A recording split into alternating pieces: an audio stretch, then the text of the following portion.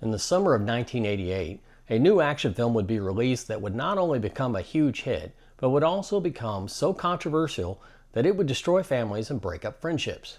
In the decades since, the controversy is still going strong, despite the star of the movie trying to settle it once and for all. This movie succeeded despite a rough start and the challenge of finding the right actor to play the lead. We'll take a look back at this amazing action film and what it was like to see it in the theater on opening night, on the next Back to the Feature. Let's all go to the lobby to get ourselves a treat. Hey there, movie lovers. Dwayne here to take you back to when some of the greatest movies you know and love first opened at the theater. We're going to look back at what it was like seeing these movies when they were first released on the big screen before social media could run the movie for you. If you missed those days, then you're going to like this channel. Please subscribe below and I'll be your host as we enjoy a look back. Now, expectations for this movie were really low. And why wouldn't they be? Some early marketing materials didn't even include the face of the main actor because they thought it would deter people from going to see the movie. And then there's the fact that the studio was releasing a Christmas movie in the middle of July. Who does that? It's Christmas Eve in L.A. California. Is Daddy coming home with you? Well, we'll see what Santa and Mommy can do, okay? A New York cop, John McClane, has come to see his wife. I missed you. Instead, he's going to have to save her. Sit down. Within this skyscraper high above the city, 12 terrorists have declared war. They're about to be taught a lesson in the real use of power. They're as brilliant Because I am interested in the $640 million in your vault. as they are ruthless. And I'm telling you, you're just going to have to kill me. Okay. We do it the hard way. Now, the last thing McClane wants Think, damn it, think. is to be a hero. Where's Holly? Hey, Tucker! Where? But he doesn't have a choice. What does he think he's doing? Job. They have already killed one hostage. This channel is reserved for emergency calls only. Lady, do I sound like I'm wearing a pizza? He's inside? Who is he? Who are you then? You are most troublesome for a security guard. Sorry, wrong guess, huh? Would you like to go for double jeopardy? Do you really think you have a chance against us, Mr. Cowboy? Yippee-Ki-Yay, mother. You just destroyed a building. I am in charge of this situation. Well, I got some bad news for you. Come up here, doesn't look like you're in charge of Jack. He is alone, he is tired, and he hasn't seen Diddley Squad from anybody down here. Hey, pal, how you feeling? All things being equal, I'd rather be in Philadelphia. And you have it. Only John can drive somebody that crazy. He's an easy guy to like Come out to the coast, we'll get together, have a few laughs. and a hard man to kill. Bruce Willis, Die Hard. Got invited to the Christmas party by mistake. Who knew?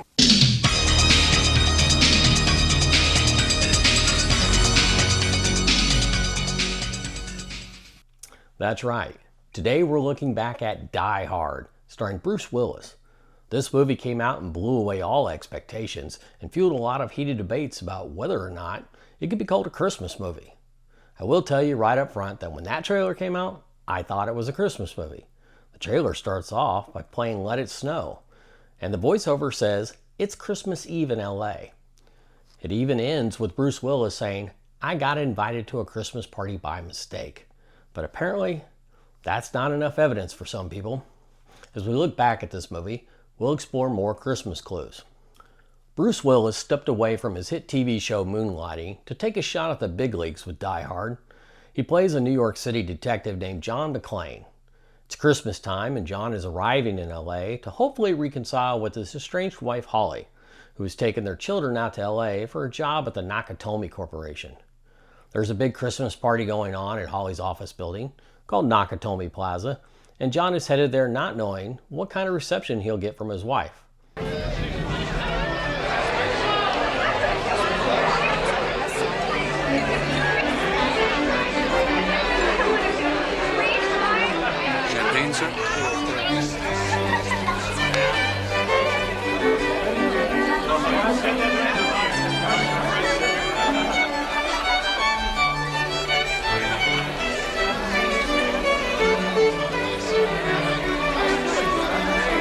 Now, I'm pretty sure I saw a big-ass Christmas tree in that clip. Now, we all remember that John entering the party is pretty much the calm before the storm. Shortly after that, a group of German terrorists, led by a man named Hans Gruber, would crash the party and hold everyone hostage while they attempted to break into a vault in the building to steal a bunch of bearer bonds. Now, bearer bonds turned out to be a very, very popular target for movie thieves in the 1980s. Remember poor Mikey in our Beverly Hills Cop episode? He tried stealing them, and things didn't end up too well for him. In this case, though, Hans is a bit smarter than Mikey. Actually, he's a lot smarter, and he's got a full team. Now, because John was in the bathroom when the terrorists break in, he gets to pretty much roam the building as much as he wants. We all know people like that, don't we? Right after dinner is over, and it's time to do the dishes, they disappear to the bathroom. Yep, that's John McClane, too. He then spends the rest of the movie being a pain in the ass to Hans in his thieving ways. In one early instance, John takes out one of the low-level flunkies, some poor bastard named Tony. In the process, McClane keeps Tony's weapon and radio, but that's not good enough for John. He has a bit of smart ass in him, and he decides to spread some Christmas cheer.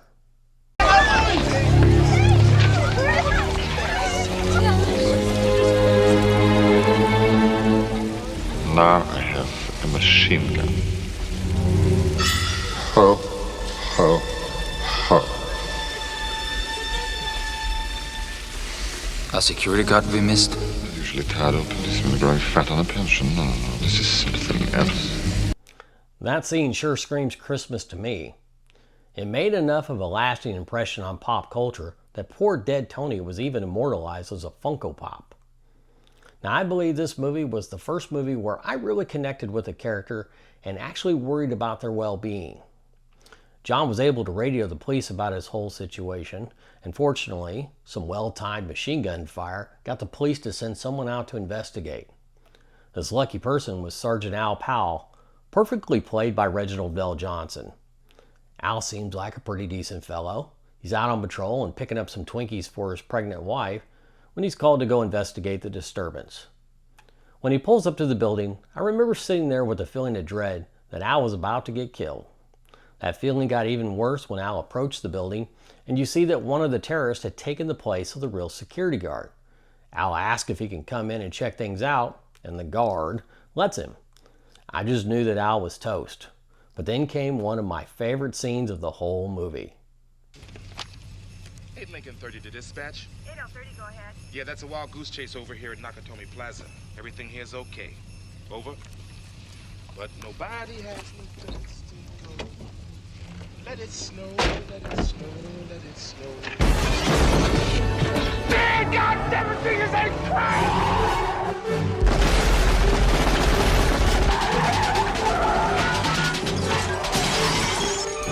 Welcome to the party, pal!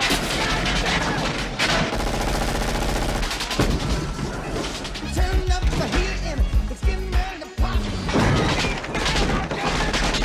Police on automatic rifle fire in Nakatomi! I need backup assistance now! Now, goddammit, now!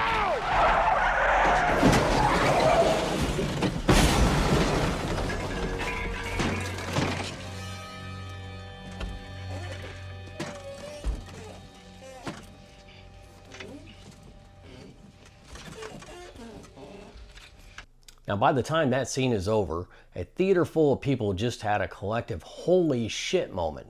The gunfire was loud, and him yelling into the radio only made that scene better. It was kind of funny. Unfortunately, I don't think the Twinkies survived the hail of bullets. The craziness of that scene got everyone's attention. A body being tossed out of a tall building so that it lands on a cop car is a warning? Who does that?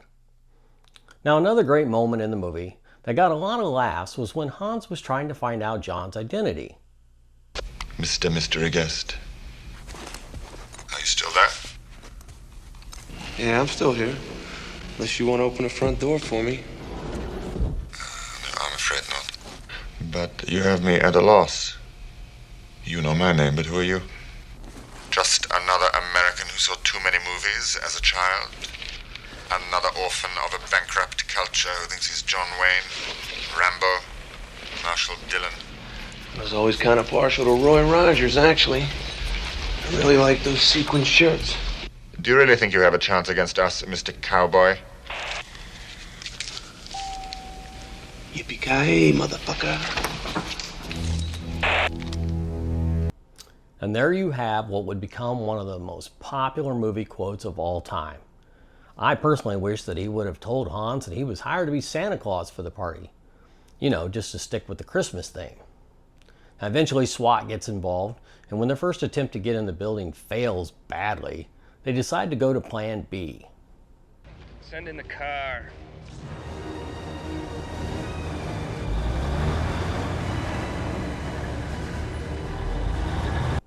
This plan also failed miserably. The car gets hung up on the main staircase, and before they could do anything to get free, they get hammered with a rocket launcher, setting it on fire. John pleads over the radio for Hans to spare the men in the car, but Hans is being a dick about it and orders his men to continue firing at the burning SWAT car. John decides to do the only thing he can that might possibly stop Hans from killing the men. He fights fire with fire, and then some. Fire.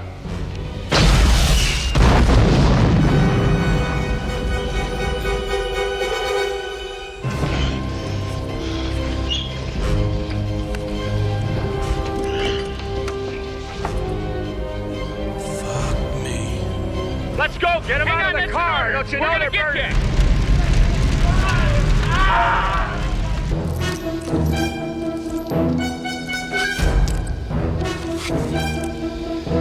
Fuck it. Hol das andere Ei schnell hier, mach los! Mach schnell, mach los!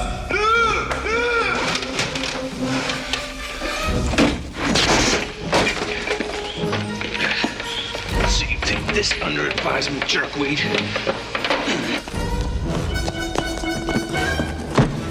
Geronimo, motherfucker!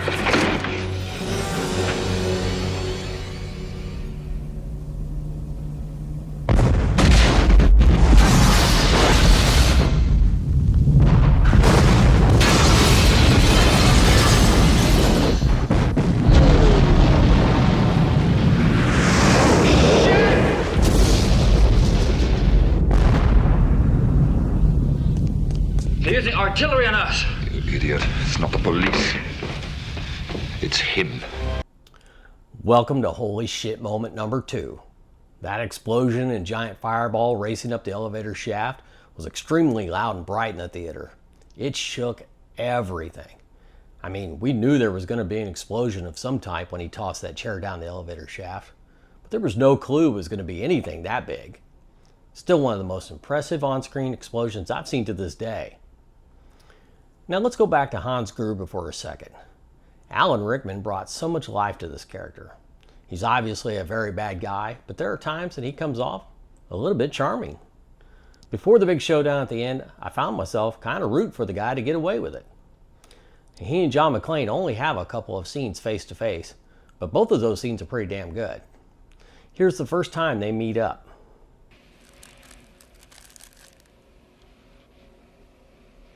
You smoke? Yeah.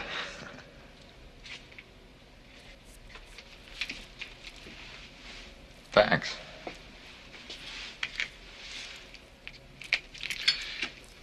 You don't work for Nakatomi.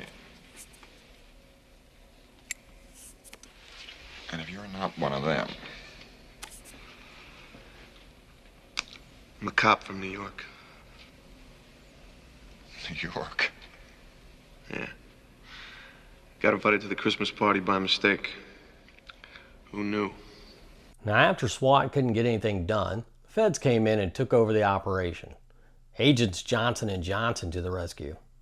They were kind of funny at first, but it didn't take long before you realized what douchebags they are. After what happened to SWAT, you could feel that everyone in the theater knew old Johnson and Johnson were going to fail. Hans is way too smart for these guys. But this set up another amazing action sequence.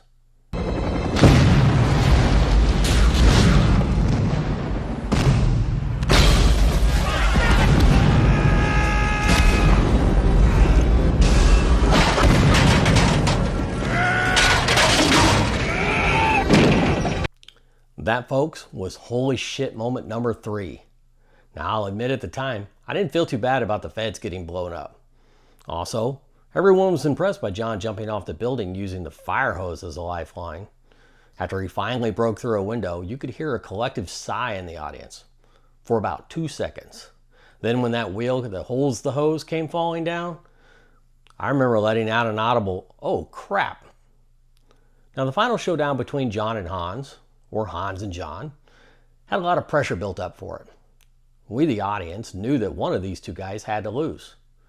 There wasn't going to be a tie. You made a pretty good cowboy yourself, Hans. Oh, yes. What was it you said to me before?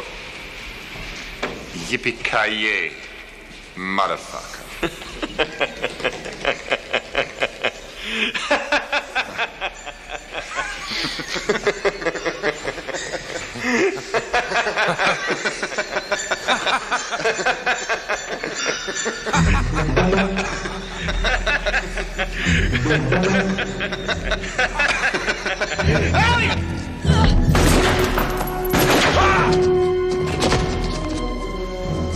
Happy trails, Hans.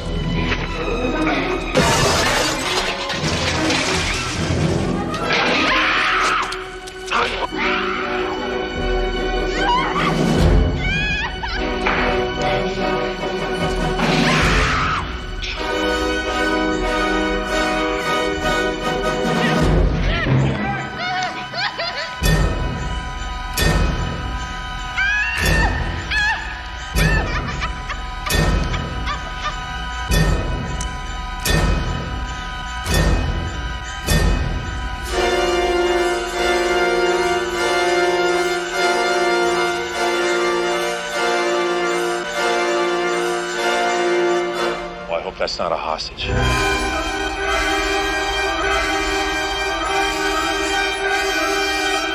The showdown didn't disappoint either.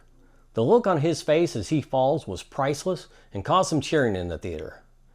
John had taken a beating during this entire movie. He literally and figuratively got his ass kicked multiple times.